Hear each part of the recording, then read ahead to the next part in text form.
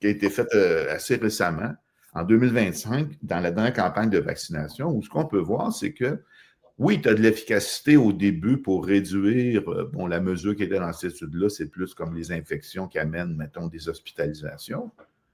Mais la protection est temporaire, c'est à peu près 3 mois, puis après 3 mois, ça devient négatif. C'est-à-dire ceux qui ont été vaccinés se retrouvent plus fréquemment à l'hôpital que ceux qui ne l'ont pas été, ou qui n'ont pas été boostés, par exemple, dans ce cas-là.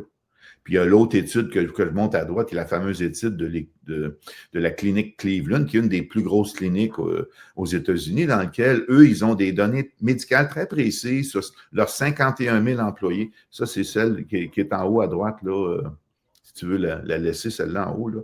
Ce qu'on peut voir ici dans cette clinique-là, c'est un des panneaux de l'étude, c'est que si, avec leurs employés qui suivent, ceux qui ont eu 0 dose, 1 dose, 2 doses, 3 doses, plus les employés ont de doses, plus l'incidence de la COVID augmente.